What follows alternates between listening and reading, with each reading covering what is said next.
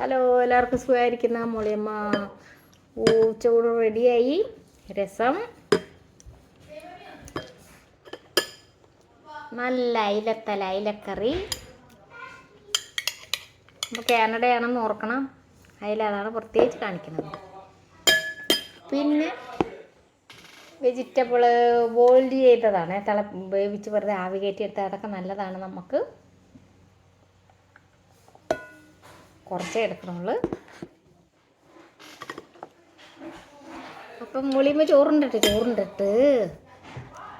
പള്ളിയിൽ പോകണം. ഇന്ന് പള്ളി പിള്ളേരുടെ പരിപാടിയുണ്ട്. പിള്ളേരുടെ എന്ന് വെച്ചാൽ അമ്മമ്മയും കൂടെ പരിപാടിക്ക് ചേരും.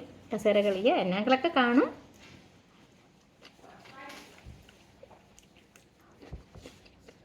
നമ്മൾ വയസ്സാണെന്ന് പറഞ്ഞിരുന്നിട്ട് കാര്യമില്ലല്ലോ.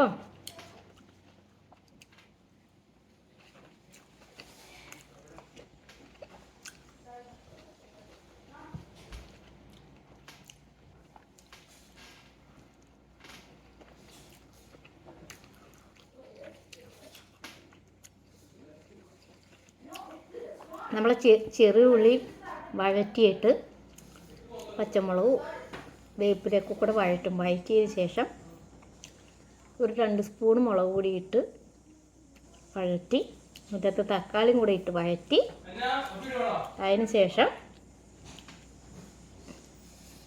തേങ്ങാപ്പാൽ ഒഴിച്ചിട്ടാണ് ഇത് വെക്കണത്. തേങ്ങാപ്പാൽ ഇത് അപ്പം പൊള്ളിച്ചതുപോലെ ആയിട്ടുണ്ട്. നല്ല ടേസ്റ്റാണ് കേട്ടോ. നമ്മുടെ നാട്ടിൽ പണ്ട് ഞങ്ങളുടെ കാലത്ത് മീൻ അതിലതിന് ടേസ്റ്റുണ്ട്. നല്ല ടേസ്റ്റ്.